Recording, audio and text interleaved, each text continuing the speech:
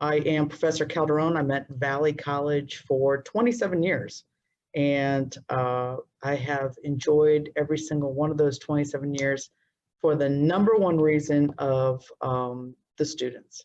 The students here at Valley are the best students, and I'm not just gassing you guys up. It's absolutely true.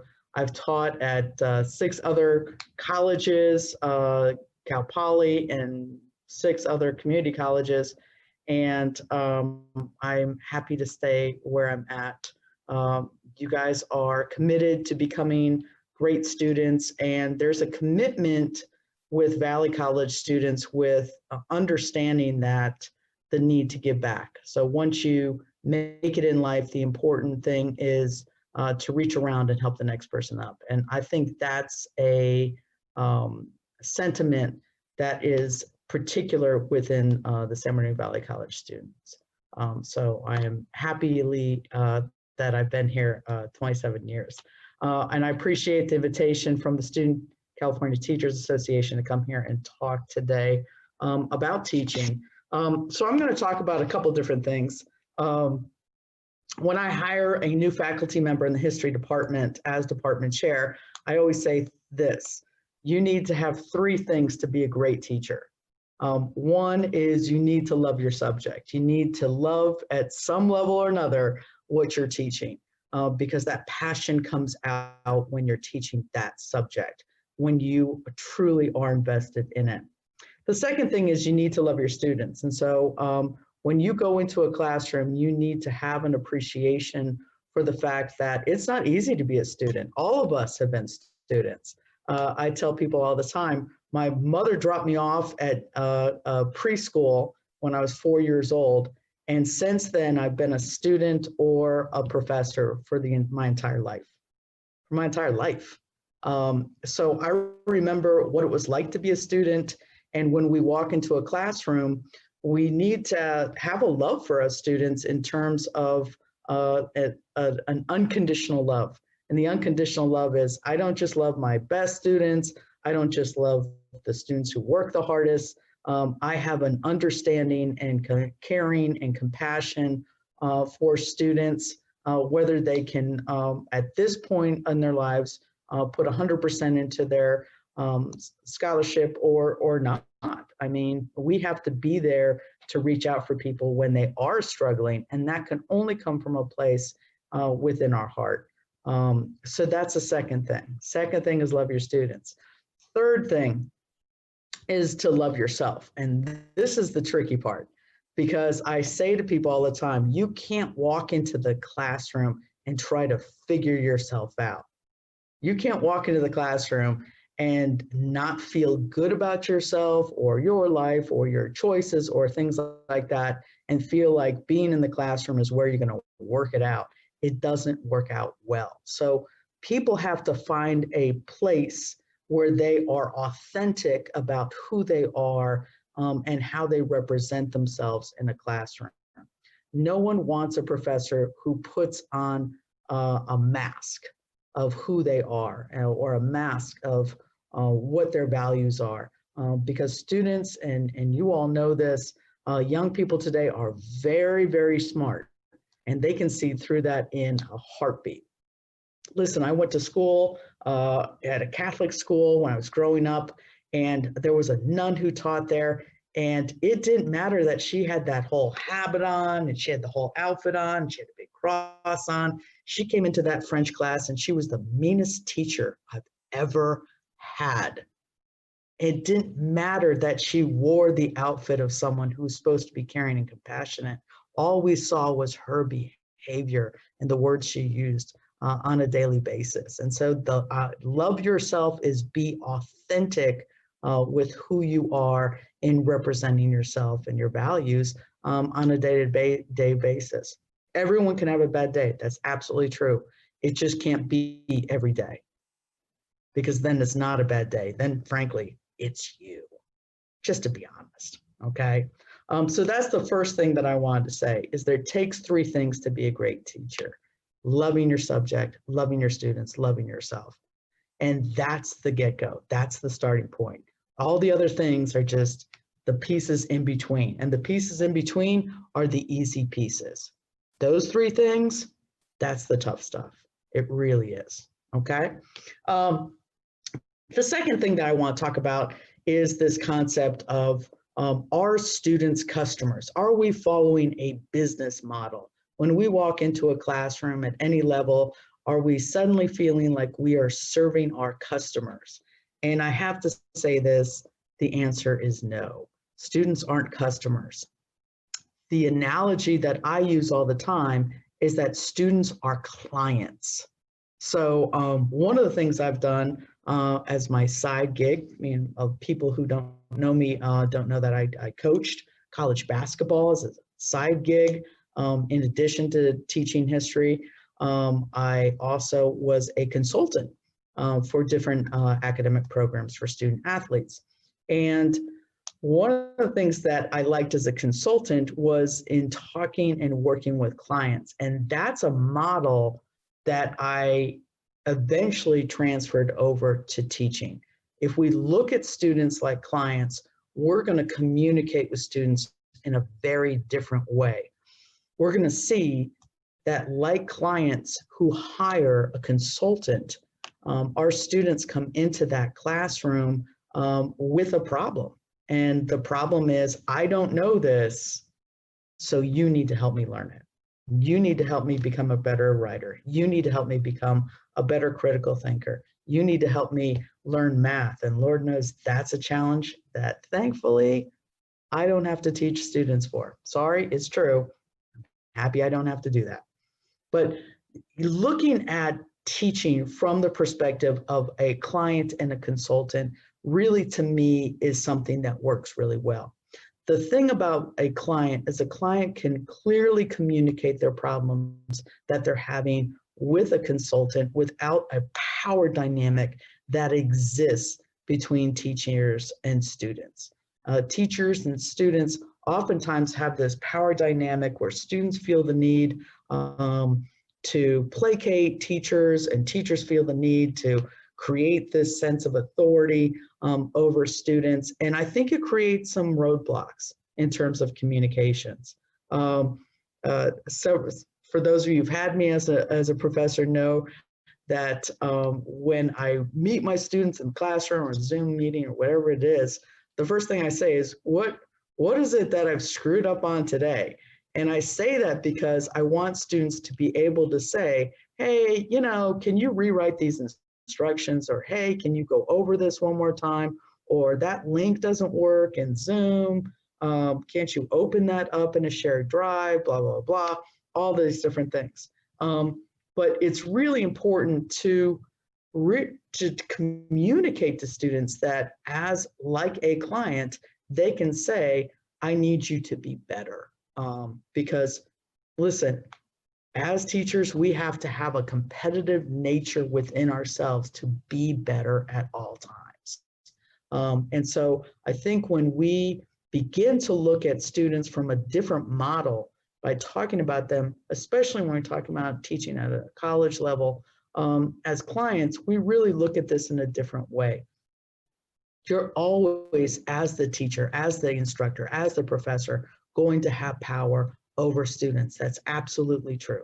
Okay, that's the rule of life. You can control a grade that this person gets. That's absolutely true at life. But if you are a good teacher, the students earn that grade, and you've helped them achieve the grade that they have earned. And in that sense, you were just a consultant that helped your client be successful. Okay, so that's a model that I talk about. Let me just tell you, it's not necessarily a popular model, but it's something that I think younger faculty are starting to think about in different ways. I'll just leave it at that.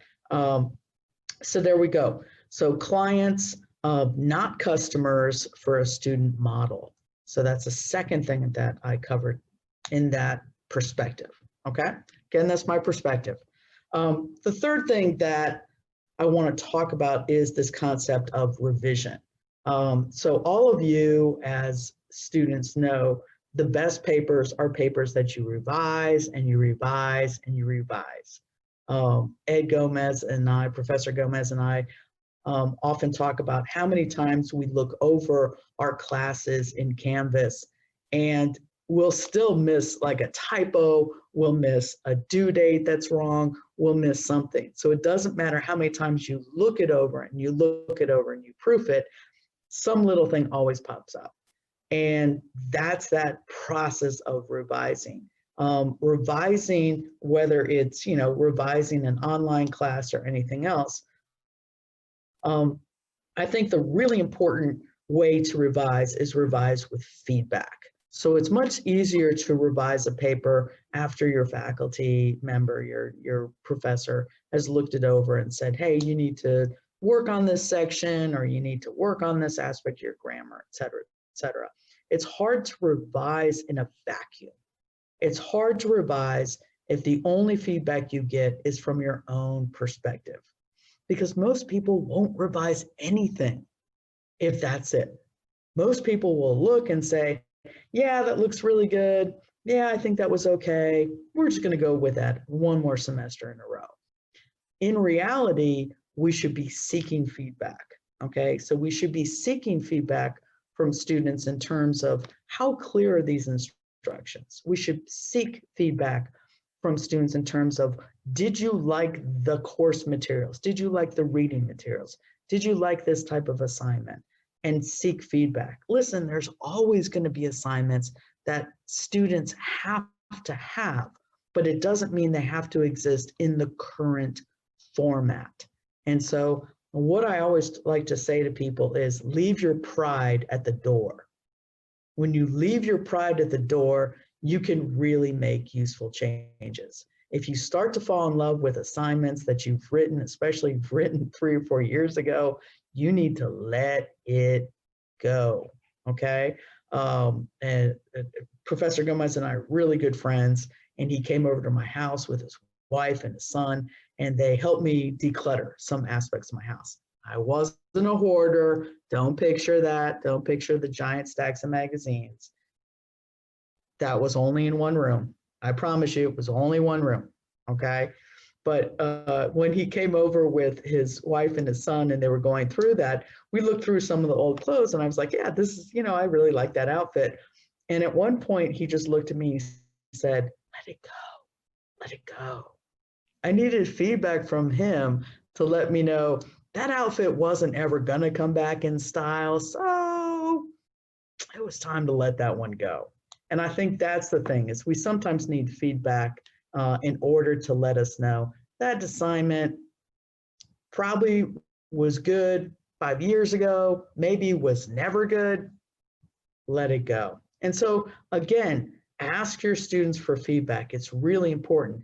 That doesn't, and that's really, it doesn't matter what level you're teaching at. Asking for feedback from your students is absolutely appropriate, and pedagogically, it's incredibly sound. If you take your educational psychology classes, they always talk about how you can look at how successful a class is by looking at how many people pass the assignment, or you can look at the scores on it, or what questions people got wrong, et cetera, et cetera. But the other aspect of that is simply asking your students, did you get something out of doing this assignment? And that's a different subject, okay? Because saying it was successful because people passed it doesn't mean that people necessarily got something out of it.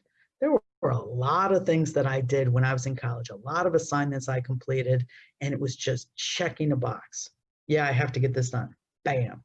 Yeah, I had to get this done. Bam. And I didn't necessarily really take from that something valuable or useful to me. And so again, that experience stays in my mind. As a former student, that experience stays in my mind. So I always talk about revise, revise, revise. Get feedback from students. That's the number one thing. Get feedback from your colleagues and say, hey, do you want to look at this assignment? Is that appropriate? Is that appropriate for this reading level? Is this appropriate for this grade level? Is this reading realistic? And I think that's really significant in terms of not feeling like you can't make changes. Because in fact, you should make changes. You should make changes all of the time. And your colleagues and students will help you guide in making those changes, okay? The next thing I want to talk about is, and it segues to this topic, which is online teaching. Francisco said, Colleen, I want you to talk about teaching. I want you to talk about specifically online teaching, because in this time period, let me tell you a couple things about education. This pandemic will forever change how we teach. It will forever change it, okay? Zoom is going to be replaced by something fancier. I've been looking for some really cool background music and graphics and stuff like that. Zoom's not there yet, but you know, it's going to get there.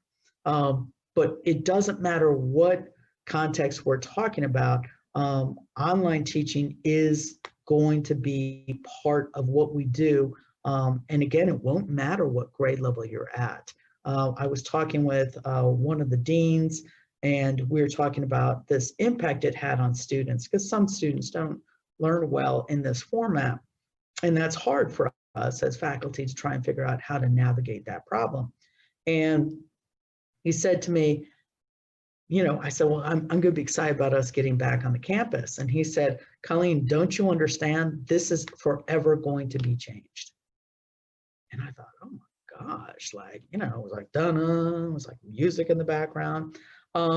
And his perspective was, we're going to have more hybrid classes. We're going to have more online classes. We're going to have classes where they're online, but you meet once a month to check in. We're going to have lots of different formats. And I think that's going to be true at all levels, where we're going to use this online component, whether it's going to be how all students submit their work at any level, or whether this is just going to be the K through 12 in terms of having more and more online only sections. We'll see, but it's going to affect all levels. So online teaching is really something we are all going to have to learn, and learn how to do well. It's a challenge. I think it's fun to learn how to deal with it. I have many of my colleagues will call and literally yell at me on the phone and say, how could you like doing this?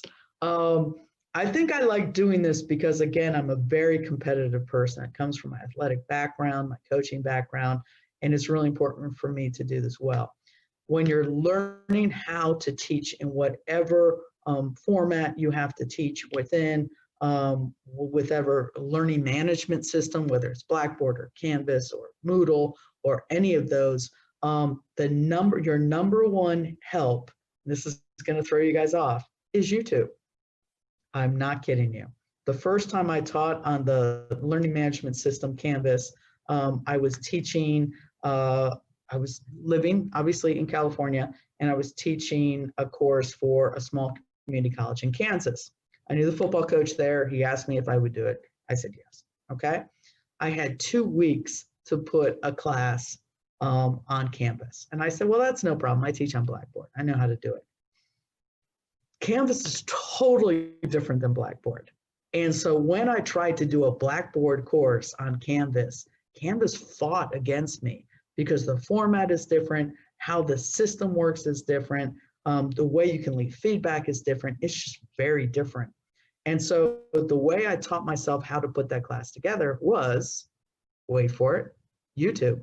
And I literally would have a split screen, and I'd have YouTube on one screen and the Canvas class on the other screen, and I'd stop and start and go back, stop and start and go back. Okay, that's how I do it. And it was learning by using YouTube that taught me how to do Canvas, because I wasn't afraid to make mistakes.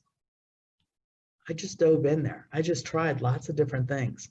And I just felt like, well, if I can do something, I probably can undo it. And I use that. And so later on, there's going to be, listen, there's all these training programs to go through. There's @ONE, which is really solid. And whatever school you're teaching at, they're going to advise you how to do professional development to learn how to do it.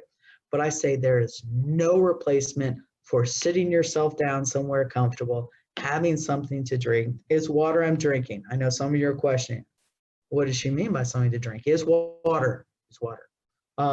But that's the thing to do, is just sit down and just jump in. And just jump in. That's what you got to do. And don't be afraid to, again, continue to make changes. If students say it didn't work, it means it didn't work.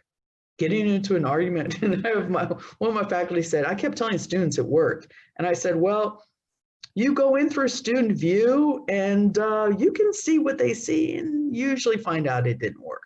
And so again, that's looking at students as clients. Your client isn't going to make up that something didn't work. So when they say it didn't work, it means it didn't work and you've got to fix it. But I think that's one of the interesting challenges about it. I think the other thing about teaching online is finding a way to reach out to students. And I think the way to reach out to students, obviously I do Zoom lectures on my Canvas classes. I think that's really important. I think the other thing to do is to constantly have communication, constantly have inbox messages and announcements and emails, and constantly reach out to students so they don't think that they're floating somewhere in their own room and no one's connecting with them, because that's a very bad feeling for students to feel like no one is trying to reach out and teach them. So I think that's really important, to constantly try to reach out to students. The other thing I just want to emphasize, and it doesn't matter what level you're going to teach, is create a safe space for students. Create a space where students feel like they can honestly communicate with each other and they can be supportive of each other. And it's not about me. Good teaching is about understanding. It's not the Colleen show. It's not the Professor Gomez show. It's about students, or again, the phrase I use is clients. And so they need a safe space to talk about what they're going through, talk about how things are going for them. So I think it's really important, if you're teaching in the classroom and you've got, first graders, you need to have a small piece of time every single day where they can decompress, they can communicate with each other about how their learning is going. It's not recess. Recess is fun too. Recess is totally cool. But when you get back into the classroom and you're with students, you need to have a safe time, even if it's 5 minutes a day, 10 minutes a day, where you say to students, let's talk about what your learning experience is. How are you here to learn today? Are you capable of learning today? What's happening with you today? Because a lot of times students come into a classroom and they've just had horrible news given to them. They just had someone break in their car. They just have, God forbid, someone in their family pass away. They're dealing with a health issue. They're dealing with a job issue. And so we can't look at students as coming in there saying, oh yeah, they have no problems. They're just focused on learning history today. Learning history is their most important thing going on in their life. I meant the narcissistic attitude that I would have to believe that is incredible. And I don't have that. Because the reality is people are dealing with all kinds of things going on in their lives. So it's really important to create a safe space for students to communicate with each other, with you, about how things are going for them and how that impacts their learning, okay? So that's a big part of what I talk about when I talk to other faculty members. Where's the safe space in this classroom? And so we have really good conversations. The next thing that I want to talk about is this concept of a support system. It's really important to understand that teaching is an interesting kind of occupation where you go into a classroom, you have students, and you are the person managing that situation, okay? If you're in business, you might have a stack of work that you have to get done, but that's connected to someone else's stack of work, and that's connected to a third person's stack of work. And so there's some type of supply chain in terms of reports or in terms of, management that you have to deal with. Teaching is totally different. You are solo on that flight. And that can be the worst enemy of teachers. Feeling like you are alone is your worst enemy in being a good instructor. It's really important to reach out and get support, okay? So these are some suggestions I always say to people, is if you're new in teaching, the first thing you do is listen to other faculty member at meetings. I was telling Francisco when I came into this meeting, I just left another Zoom meeting with other faculty members from the college, and it was so clear to me who had shared values. Okay, there were people, and they're not bad faculty, and I'm not trying to say that, but there are people who are focused on going in this direction with these sets of values, and then there was other people who said things that resonated with me. That's really important. You're going to go to meetings with faculty and you're going to listen as a new faculty member or one who keeps going back. You're going to listen to what people say and how people say it and what people talk about. And you're going to say, that person has shared values with me. That person, Jose, is the person that I want to be my mentor. So Jose's been teaching for 10 years or whatever. And so that's what you do, is you approach Jose and you say, Jose, I liked what you said at the meeting. This is my first year, my second year teaching, and I'm wondering if you would consider mentoring me. And Jose might say, well, what is this going to include? And you're going to say, it's going to include me taking you to lunch once a month. And by the way, teachers never turn down food. Free food, oh no. We'll show up to any meeting if there's some free food there. Trust me, okay? We're not fools. So, so that's what you do, is you take Jose out to lunch once a month, and that's who you're going to get some feedback about your assignments, or that's how you're going to get some feedback about how to navigate that school that you're at. Education is political. If you think that all you're going to do is show up and teach students and leave every day, you wish. You wish. The reality is you have to deal with the politics of whatever school you're at, and they're going to be different at every school, okay? Every school is going to have pros. Every school is going to have cons, and every school is going to have a different political system. Okay, some are going to be very top down, very administrative heavy, and administrators are going to be micromanagers. Leave that school as fast as possible. It's going to be rough. Okay, you want to be at a school where the faculty play a big role in curriculum, they play a big role in management, they play a big role in terms of organization of what you're teaching. Okay, and you want people to believe in you. Someone who micromanages you is not someone who believes in you. So, so you're going to ask for the person that you respect in that faculty who's been teaching longer than you have. Will they be your mentor? It's a huge compliment, and I don't know if anyone says no. In fact, if someone says no, you're going to call me, and I'm going to have to give you $100. Call me. I'll do it, because teachers like that idea of mentoring, because it's why we're in the business anyway, is teaching. Okay, so, and the $100 is real. I'm serious. You're going to come back to me. We're going to talk about it. The second thing to do is create a support group. So I would create a group of people, again, who are like-minded new teachers, and you're going to go to happy hour, not necessarily promoting alcohol again, but a happy hour. You can drink a Diet Coke at it, and you're going to go there, and maybe some of it's going to be a little bit of a bitch session. It's going to be a little bit of a complaining session. Some of it's going to be a problem-solving session. But I'm going to tell you this: having a support system is critical in terms of being successful, because you don't want to take all of that home at night on your own, or to your spouse and your kids, because they're not always going to want to hear it.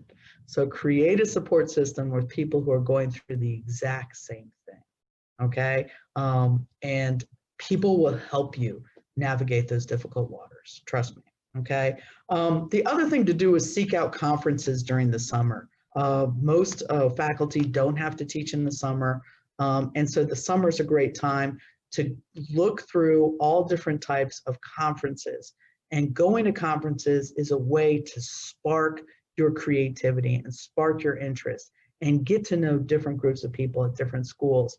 That's how you begin to socialize on a larger scale, create a larger support network.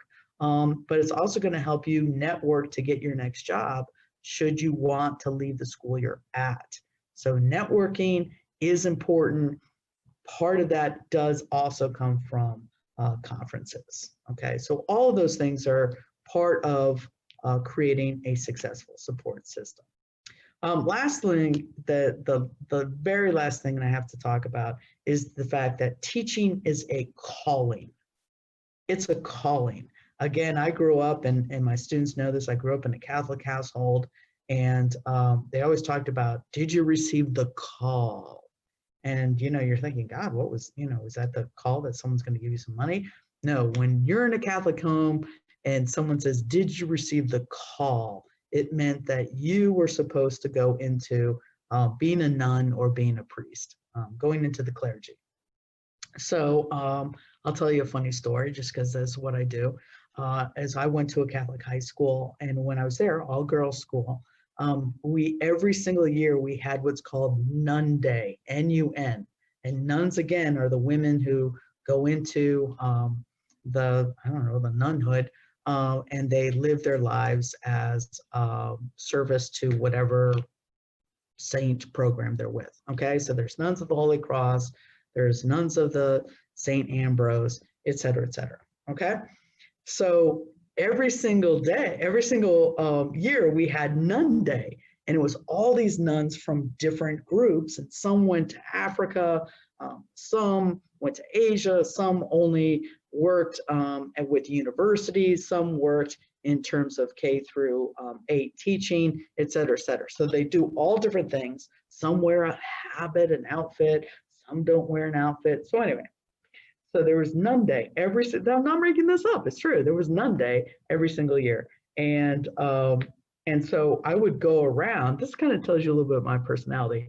I'd go around to from one order of nuns to another order of nuns. And I'd say, well, the Order of the Holy Cross, they're going to let me, take 2 weeks off. I mean, what's my vacation time looking here? What are the perks going on here? And I used to kind of pit the different nun orders against each other. It kind of tells you a little bit. I was a little sparky personality.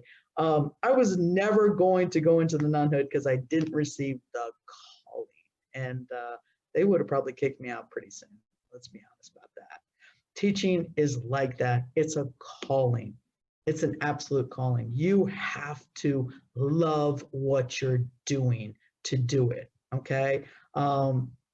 People go into teaching for a lot of reasons, and some of them are the wrong reasons. I have people who tell me, well, I went into teaching because they had summers off. Wrong reason to go into teaching. Someone said, I went into teaching because I had a really good retirement system. True in California, but thanks for playing. Not the right answer either. I went into teaching because I thought I could do my own thing. You can't do your own thing. Not true also. So I think you need to go into teaching because you want to make a difference. The number one group of people who can make a difference in a child's life beyond that child's family are the child's teachers. You have a chance to change a child or an adult's life.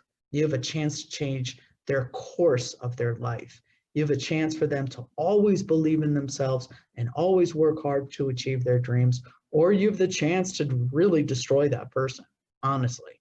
So people who go into teaching have to have the calling of understanding. This is a lot more hours than whatever you're at that school.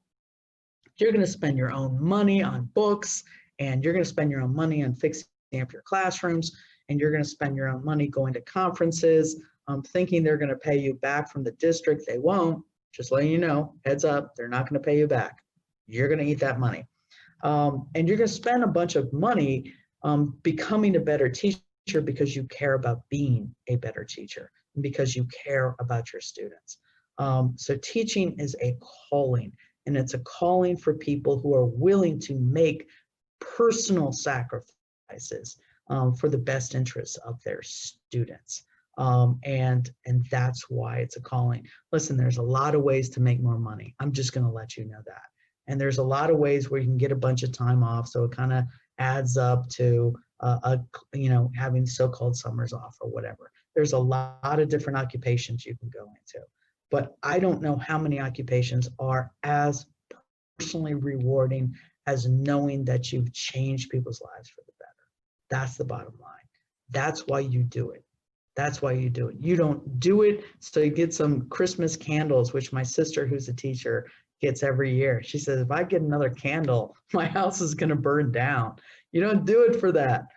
You do it because you knew that time you reached out to that student who was hurting because of what was going on in his or her home, you knew that made a difference in that child's life. And that's critical, okay? I had a student come to class, and this was a couple of years ago, and the student started crying. And it was the beginning of class. My students were putting up quotes on the board because that's how we start my class. And I told the students, yeah, I'd start working on the chapters, and took the student out, and we talked for probably about a half an hour. The class was 2 hours. Other students didn't care. They were happy to do their own thing. But that moment when I spent that time talking to a student changed your life. And we've been in contact since then to check in. And you have those moments where you can change someone's life and be there and be supportive. And that's why you go into teaching. That's why you do it. And that's why it's a calling. You're not doing it for personal gain. You're doing it for the exact opposite. You're doing it for the gain of that other person, which is your students, okay? And that just takes us back. How are you going to be a great teacher? You love the subject, you love your students, and you love yourself. And by doing that, you can change the world. There's a Yiddish saying, if you save one life, you save the world. And I want you to go into that concept when you think about teaching, is if you save these lives of the people around you, and I mean save the lives, meaning believe in them and give them the tools necessary to be successful in life, you can change the world. And that's the power to good teaching, really, is you can change the world. So that's what I have to share with you today. I don't know if anyone's got questions or wants me to tell more stories about Nun Day. Yeah, so just to speak on everything that you said, I wanted to just comment that I was a student of yours. I was a student of yours last fall and for your racial and ethnic studies course, and that was something. It was very interesting because your style of teaching was something that I wasn't as familiar to. It was usually very traditional from where all the teachers I had previously. And it was my first semester. So going in, I just wasn't sure what to expect, but I was somewhat relieved in a way being in your course because all of the things that you have talked about today with how you want to receive feedback and how you want to be able to change constantly. That's something that I did see when I entered your course. That's something that I knew, like, well, this is someone who does want to see me succeed. And a lot of the material that I learned from that course, I was not only able to retain most of it, but I was also able to implement that into another thing in my life. As I'm not sure if you would remember, but I like to do art on the side, and a lot of the material that you had provided had given me a lot of ideas for different projects with art. And it's something that I don't know how many times I can just say in my head, and now that I have the opportunity to, but to really just thank you for that, because without really your course, without you specifically being the one to teach all of us in that course, I do not believe that I would have been able to come up with those ideas. And whether or not those will ever grow into something bigger, I'm not sure, but just to at least have those ideas was something that I truly appreciate. And I don't know how much more I can ever just thank for you and everything that you've done. And that is something going into my first year, knowing that I wanted to be a teacher. That's something I was worried about. I was worried that would I lose that passion, like just going in. But you were someone that definitely a lot. You and Ed Gomez, especially, who made made sure that I this was something I shouldn't doubt. That this was something that I am passionate about, and I agree with a lot of the things that you said.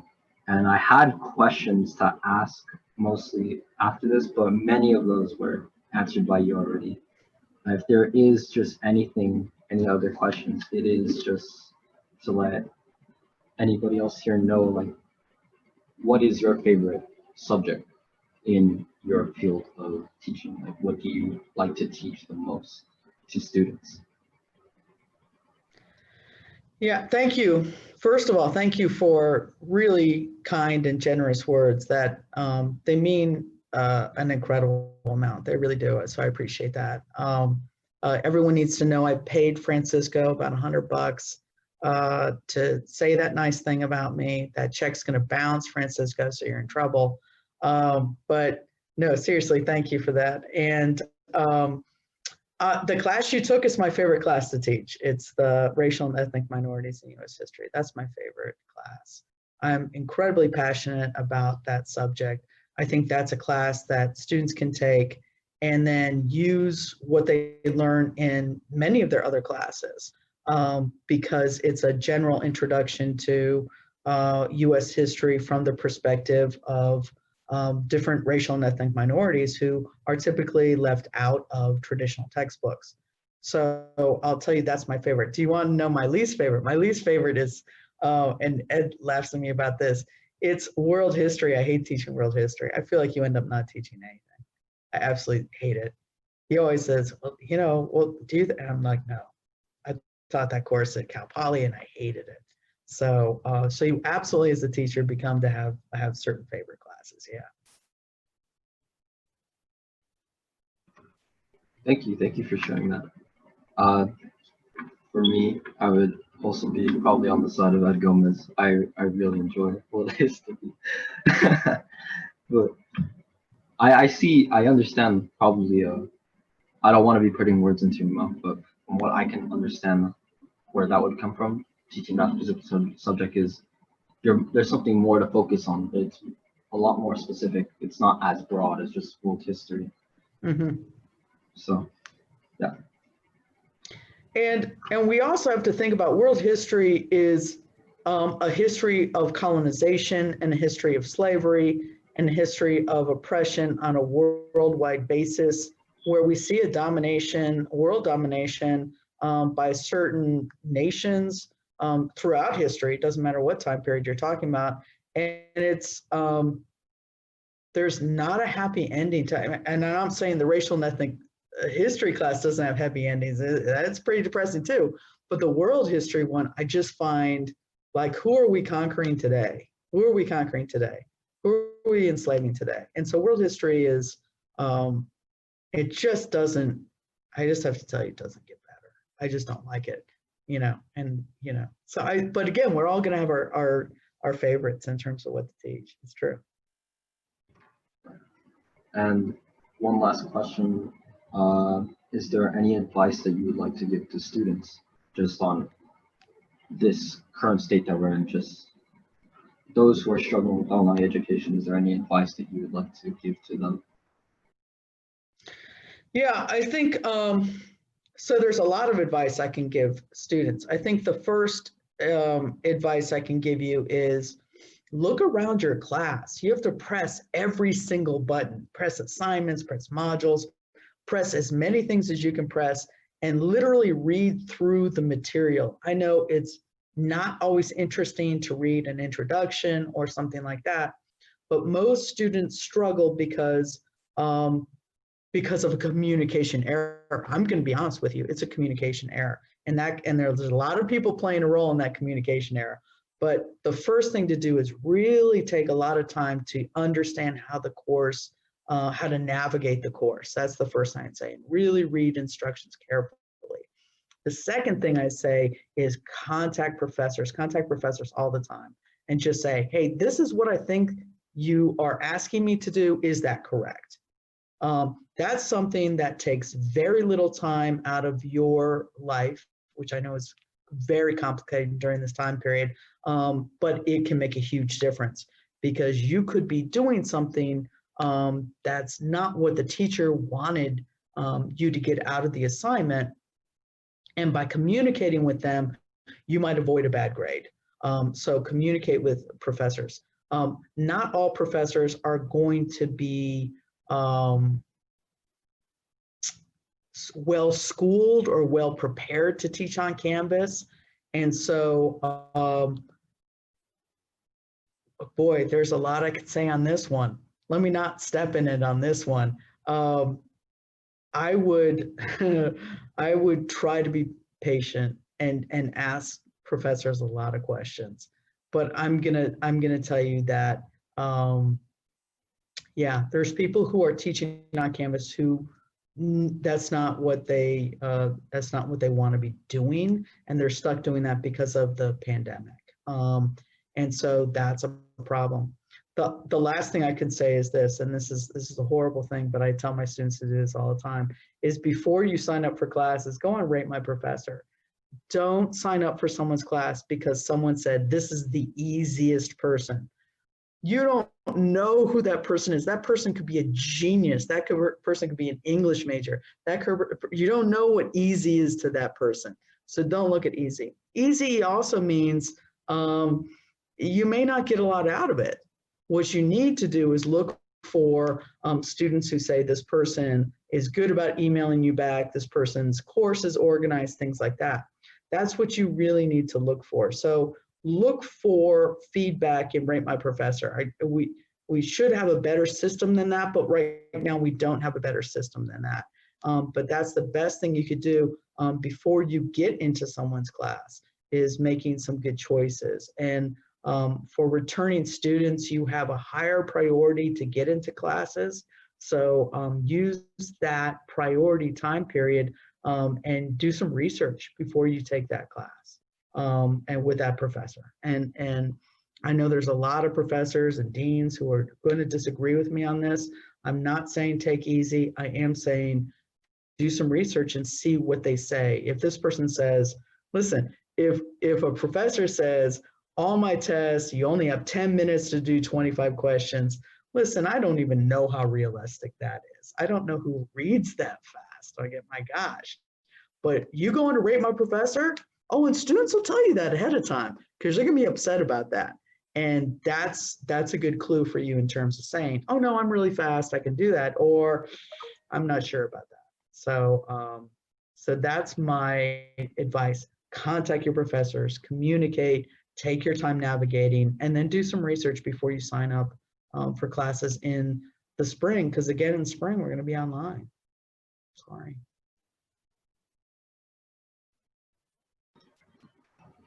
Thank you for that.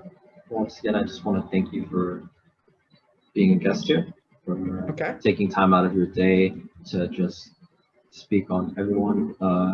Those who aren't able to make it, they will have access to the recording of this. And to those who are here today, thank you for being here and taking time out of your day to be a part of this.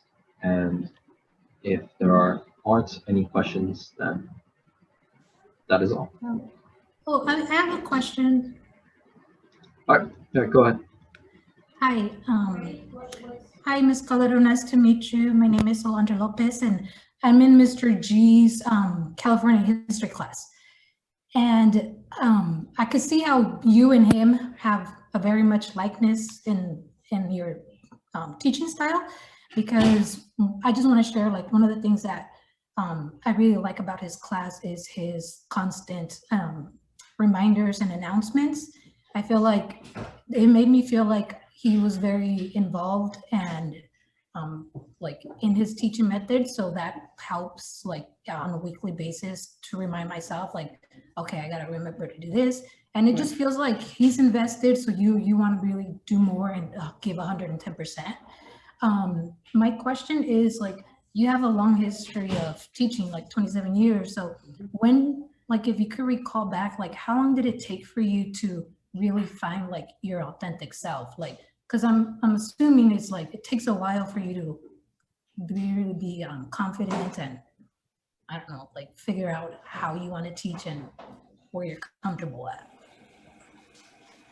That's so a couple things. So thanks for the questions, Alondra. Professor Gomez is well, I mean, I'm slightly biased because he's one of my best friends, and is someone I think even more than how much he's incredibly funny to be around. I completely respect him because he's students, students, students. I mean, that is his mantra. It's his mantra, 110%. And again, you can see that with students, with faculty about their level of commitment. So let me just tell you this, you probably don't know this, Ed hates teaching online. He hates it. He absolutely hates it. He wants to be in the classroom so bad. I was teasing him one day and I said, yeah, Ed, I've decided I'm going to have my students come to my backyard and I'm going to space them out. And that's how I'm going to teach them from now on. He said, well, I don't know. I think we might get in trouble. I said, dude, we're not going to be able to do that. He said, I know, but I was excited about thinking about that option. That's how badly Ed wants to get back in the classroom. He's phenomenal in the classroom. So Ed is 100% pro students. And when you talk about his online classes being successful, it's because he was passionate about still being there for students. He could be one of those professors who said, well, I'm not in the classroom and I hate not being in the classroom, so forget it. I'm not, I'm going to put up a couple assignments and forget it. Okay, I'll put up a midterm and final and forget it. Okay, but instead that shows his commitment to his students, that he put all of that energy that he has in the classroom to try and become a good online professor. And so I think, again, that speaks to his commitment to students. So I can first give a shout out to Ed on doing that. And hey, Ed, I'm proud of you, bud. I'm proud of you. You did it. Anyway, so the second thing you asked is about when you find your voice. It was interesting. I didn't want to become a teacher. I never wanted to become a teacher, never. I know this is going to throw this whole thing off a little bit. I went to college to be an architect and I wanted to build buildings, and I still have a love and a passion for buildings and things like that. But I took statistics and pre-calc and calculus and a bunch of classes like that. And it wasn't my passion. It wasn't in my heart. I didn't want to sit in the classroom and do those things. And so I took a bunch of history classes and I loved reading and learning about that. And that began to guide me. And from that, I went to graduate school at UC Riverside. I was fortunate to get a full scholarship and came out there. I went to a small private liberal arts college in Minnesota, a really good school, McAllister College. I left Minnesota. I came out to California. I thought Riverside was near the beach. So I just want you to know that was a big disappointment. There's no, if you're still looking for the beach near Riverside, you're gonna be looking a long time. It's not out there. It's not there. Okay. And when I was a teaching assistant my second year in graduate school, that's when I fell in love with teaching. That's when I realized this is it. This is what I can do. This works with who I am. This works with my personality. And that you're going to get it. You're going to get that this is the right fit for you. You're going to walk into that classroom that first semester and you're going to get like, this feels good. You're not going to be great at it, but you're going to get it. And it's that feeling of doing the thing that you were meant to do. That's what's going to sustain you. And then from there, you're going to build on that. I was 24 years old when I came and started teaching at Valley, and I had a mentor and she taught me everything that I didn't want to be. So So she loved reading and she loved history, but she wasn't necessarily invested in students, and I don't mean that in a bad way. She was never looking for feedback from students. I will say that she came from a different time period, and just certain things. And I thought, I never want to be that. And so sometimes what you learn about yourself is by seeing what other people are doing and saying, that doesn't work with who I am. Okay. She was a good professor in her own right, but it didn't work with who I am and what my values were, and what I believed in. And so I think it's evolving. I think it needs to continue to evolve. I became also a different professor after my years of coaching. My years of coaching really taught me how to be motivating and the importance of motivating students. And that was never really, I connected with students, but I didn't realize I had to sometimes push students and motivate students. And so I think the things that you learn along the way, it's like you get different tools in your tool belt, helps instruct you to continue to try to be better at what you are. But when you walk into that classroom that first day and you're okay with who you are at a core central part of you, it's going to connect. It's going to connect really soon. So that's the good news, I guess. Yeah, thank you for that. And I would have never guessed Mr. G is first time online because he's so good at it. So thank you. It's not his first time online. I dragged him online to teach teach Chicano history because we had no one teaching Chicano history online.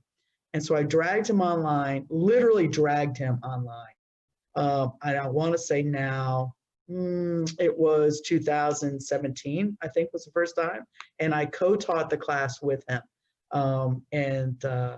We would meet every Monday to go through and organize things and develop stuff. And he would say, I hate this. I don't think I'm allowed to say shit. He'd say, I hate this. I hate this. I hate this. Why can't I just be in the classroom? And I kept saying to him, but people need to learn from you, people who can't make it to campus.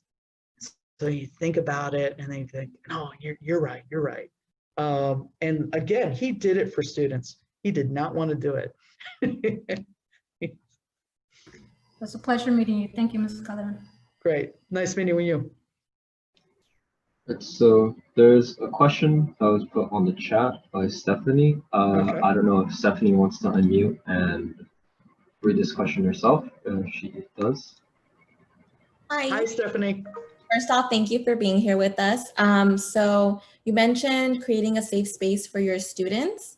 I can see how that would be a little bit easier with younger students, especially because I'm going into elementary education. But I'm curious how you create that safe space for your older students and if you struggle with it at all. I think that's, so first of all, great to meet you, Stephanie. So thanks for asking that question. I think people who teach different ages are going to know how to address that at their age. So for me, I was going to say, I thought you were going to say, how am I going to do it with these younger children? I was going to say, God, I don't know if I know, because I don't teach younger children. I know how to teach adults. And so it was easier for me to take that idea and put it in practice with adults, because that's who I work with. So for adults, one of the things, and Francisco probably remembers this, one of the things that we did at the beginning of class is students would put up on the board an inspirational quote. And the inspirational quote gave us about 15 minutes to get those things up on the board.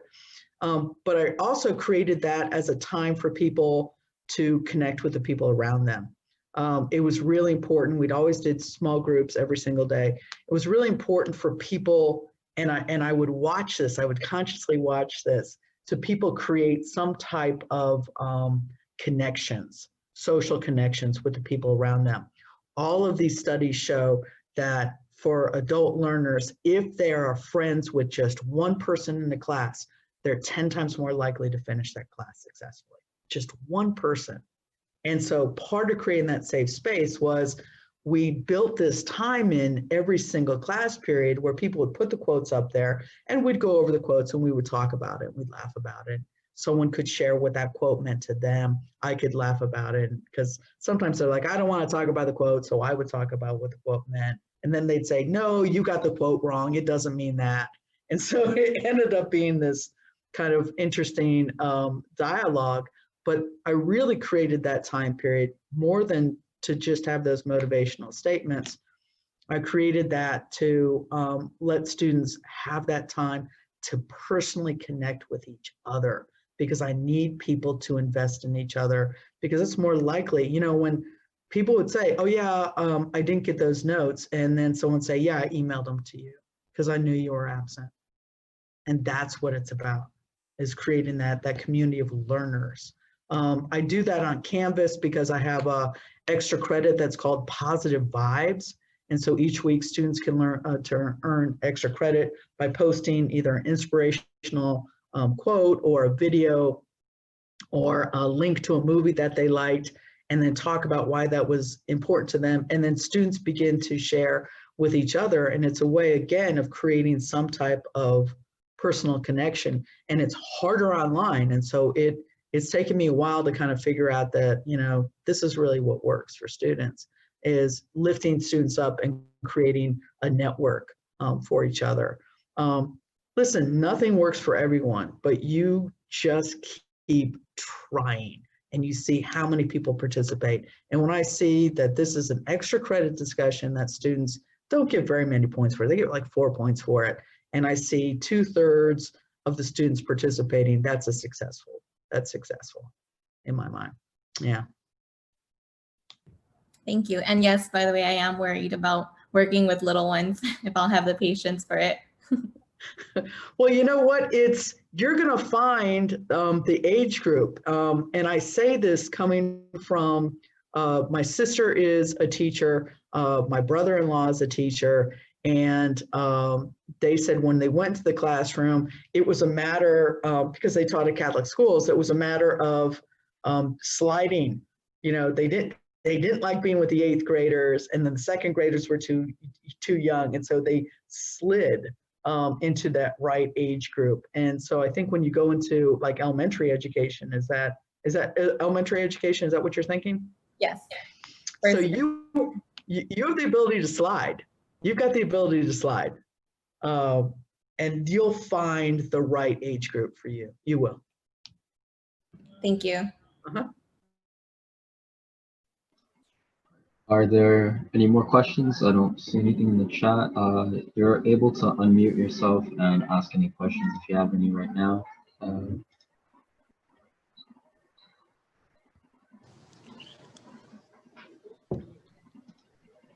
Yeah, I had a question. So basically, I just wanted to know, because you mentioned a bit about sacrifice, and I just wanted to have a good insight of like how much work a teacher kind of just puts in, like how much effort and time a teacher would have to like put into like, you know, do like just a single class. I just want to know like all the blood, sweat, and tears that has to go into, you know, planning and kind of just like making sure everything is running smoothly for any type of situation, whether it be for like elementary or middle school or high school or even the college level. Because I just wanted to get a good insight as to like exactly how much work is being put into it. Because I feel like a lot of us are ignorant as to like how much work like a teacher actually does behind the scenes, and they only see like what's on the surface level and nothing in the back. Thanks, Israel, because that's a great question. And it's a great question that's impossible to answer, but I'm gonna try. I'm gonna throw some stuff out there. So first of all, when you first start teaching, that's a ton of work because you're creating your curriculum. You're gonna get curriculum guidelines from whatever level or whatever age group that you're teaching at. They're gonna give you guidelines, but that's not you creating the actual assignments, the actual lectures that you have, or any of that. So it's going to be reading and research and working with people. Again, that's the benefit benefit of creating a support system is having other people help you create those original assignments. So I'm saying my first semester that I was teaching, my first year I was teaching, I taught 5 different classes at 5 different colleges. I taught World History 1 and 2. I taught a Western Civ class, which now I'm thinking about it, that was my least favorite class. I taught for US History 1 and 2. So I taught in 5 different places, 5 different classes, and I had never prepped a single class in my life. And so I had to create all these lectures and all these assignments and things like that.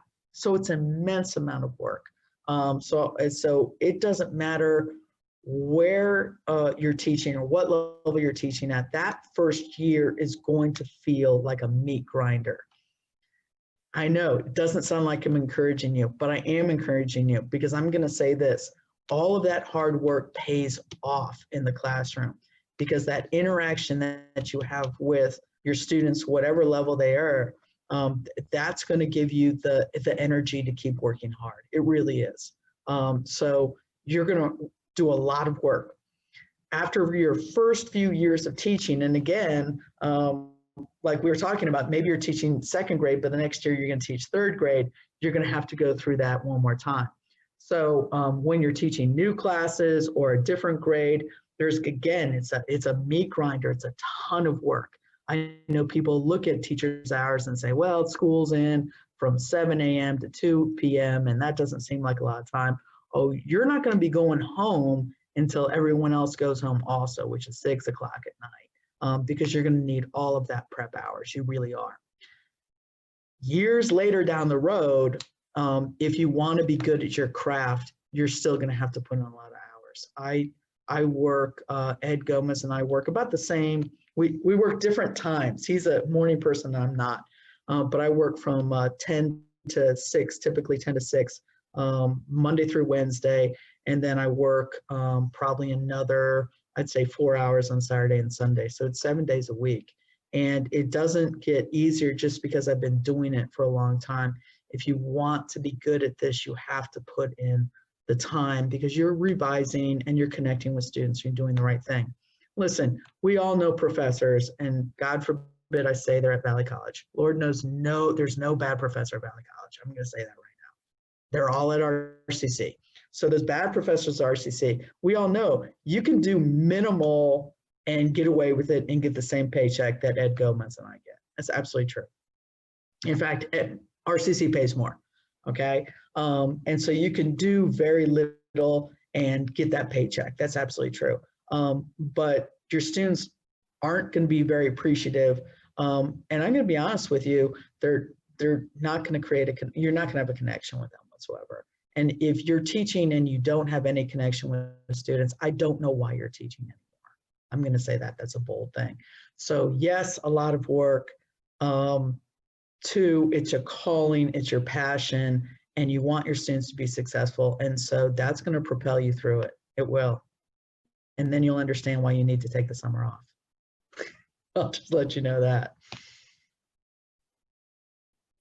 Thank you so much for providing the best answer that you could. I Okay. appreciate it. Okay. All right. Are there any other questions from anybody if they want to ask?